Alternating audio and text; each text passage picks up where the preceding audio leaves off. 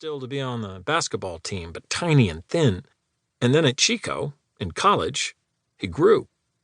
Most delayed growth spurt anyone had ever heard of. And now he's over 6 feet and broad-shouldered. Thick chest from chopping wood and building his own house and coaching basketball at the junior high. Ready as I'll ever be, Jim says.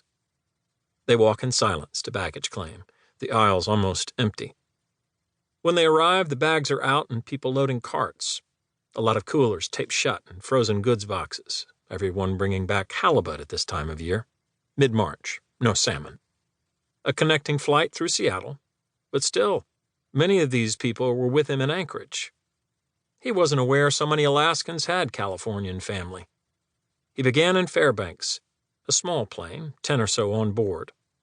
Only 30,000 people in Fairbanks, Alaska's second biggest city.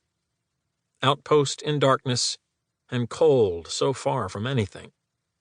Every light shining straight up into the heavens because of the ice fog, looking as if all has been beamed from above.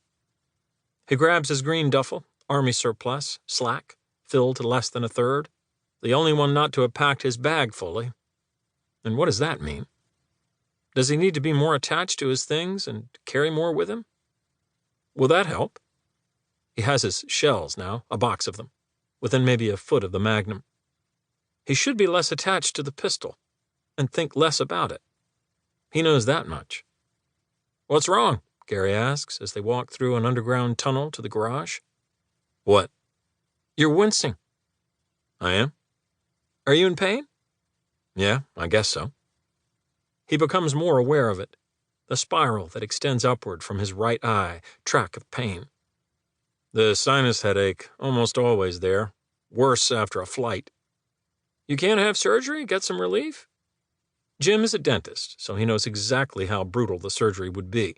The risks, the knows the surgeon will be goofing off after Jim is under, making jokes as he cuts away parts of the inside of Jim's head. Close enough to the optic nerve to cause blindness, close enough to the brain wall to puncture through. You can't just tough it out.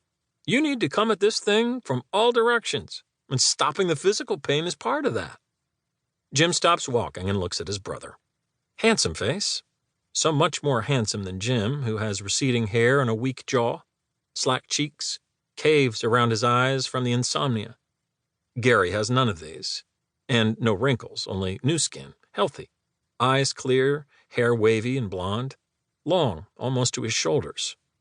Still single and always with a different girlfriend, though the current one, Mary, has lasted for a while, so who knows. But Jim envies his younger brother, not only his youth and looks, and the women, but also his simplicity. He just never stressed out about anything.